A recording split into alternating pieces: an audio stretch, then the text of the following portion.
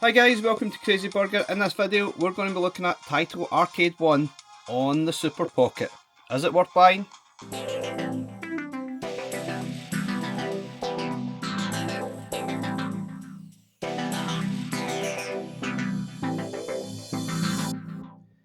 Okay guys, so let's have a look at Taito Arcade 1 on the Super Pocket. We've got 9 games included. There are some really good games on here. Now obviously if you have the Taito Super Pocket you really don't need to buy this. There's only a couple of games here that you won't automatically have, and it's not worth going out to buy this cartridge for these games due to the aspect ratio used, which is the point of this video. We're looking at the games and their suitability for that smaller screen on the Super Pocket. We've got obviously 9 games. We've got Bobble, Chack'n Pop, Colony 7, Doko Don, Growl, Pirate Pete, Raimais, Space Invaders, and The Legend of Kage. There's a couple of new games here that's not in the Super Pocket. Unfortunately, the aspect ratio might make it a bit small for this Super Pocket screen, which is the point of looking at these in this video. So without further ado, let's go through the games one by one, and I'll give you my opinions as we go. Okay, first up, we're going to look at Bobble. I have to be honest, after playing this a little while, I always think that they get the button combination wrong. I think it's usually B for jump, A to fire a bubble, and that's quite consistent through a lot of the games that are on this collection, and it's quite consistent with Blaze in themselves. Sometimes I feel that they don't quite get the button combination quite right, but you know, that's just a personal opinion, and unfortunately on the Super Pockets you can't actually change the button combination. Unlike on the EXP or the VS, for example, which is obviously a little bit frustrating. But yeah, apart from that, Bobble, absolutely superb on the Super Pocket. And obviously the aspect ratio is perfect for this little screen. And it does sound fantastic. I have got the sound down quite low, just for the purpose of the video. But yeah, Bobble, wow, what a game. Definitely feels like it was made for this little small screen. No doubt about it. Does feel fantastic. Next up, we're looking at Chack'n Pop. Now, I don't think any of the games use the shoulder button, so we don't have a problem with that on the Super Pockets. Obviously, sometimes games using those shoulder buttons can be a little bit frustrating to use and a little bit sore in the fingers, but most of the games really just use a couple of buttons on the controller. So, from that point of view, absolutely fine. Chack'n Pop, a very strange little sort of early arcade game from Taito, which I don't know, I've not really quite got my head around it at all. I don't know, I'm not sure whether I like it or dislike it. It's just a little bit on the strange side. And yeah, don't ask what's going on, because honestly, I'm not entirely sure yet. It might be invincible, I might not be. I think this game's actually not too bad for the Super Pocket. It feels nice enough. The screen size is quite good. Yeah, this one isn't too bad at all. Certainly worth having a look. So next up, one of the newer games for the collection that was not on the Taito Super Pocket. This is Colony 7. Now, unfortunately, this is obviously far too small for this small screen. It's the sort of tate mode style, the vertical aspect ratio. And as you can probably see, the graphics are very, very small. Now, there's no doubt this is a really good fun game. I really enjoyed it, but ideally you want to be playing this in tate mode on the EXP or even on a swivel monitor on the VS, but on this small screen here, if you've got bad eyesight, then this is an absolute no-go for you, because the graphics and sprites are very, very small, which would be a shame because this game is actually really, really good fun, but unplayable probably on the Super Pocket for a lot of people, I'm sure. Okay, next up we've got Doko Don. This is a single screen action game. You can probably tell from the graphics, it's one of the sort of later titles from 1989 or 1990, I think. It certainly looks a lot brighter and fancier than the last game we played, Colony 7. This one's actually really, really good. Reminds me a lot of other sort of single screen action games like Tumble Pop, for example. Can be a little bit frustrating, the slightest touch of the enemies and you will die instantly. Again, I definitely feel like the button combo is maybe the wrong way around. I would probably rather have A as the jump and B is obviously using your hammer to attack the enemies. But yep, this one is really good for the Super Pocket. I would certainly recommend this game. So far I would say Bobble and this game, fantastic additions, and yeah, you definitely would want to play these on your Super Pocket. But anyway, let's move on to the next game. Okay, next up we've got Growl, which is a scrolling beat 'em up. and a really good one at that.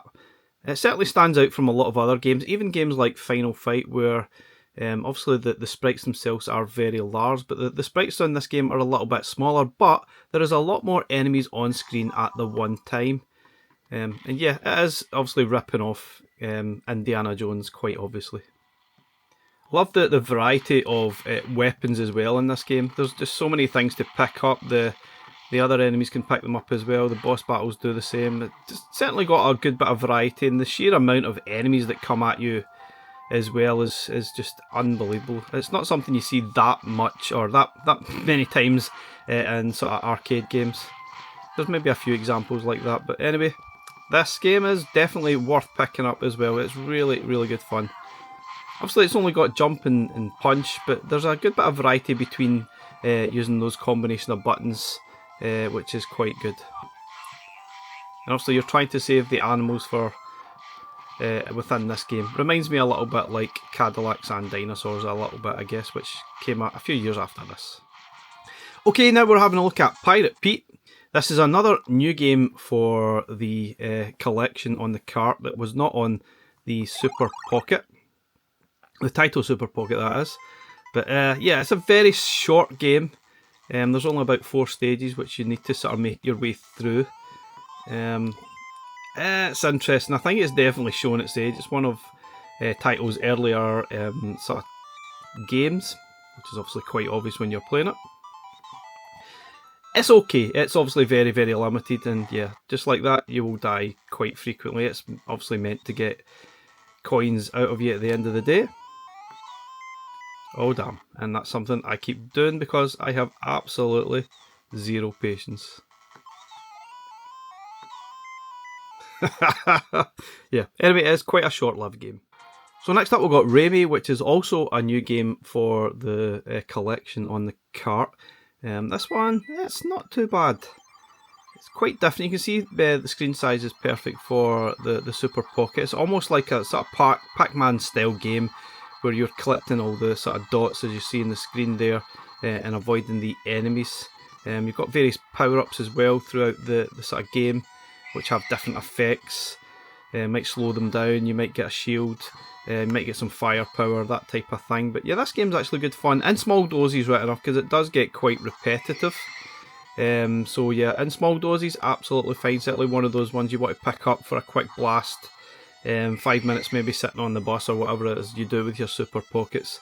Definitely worth that. And it's one of those games I would certainly come back to time and time again. Now here we have it, the classic Space Invaders.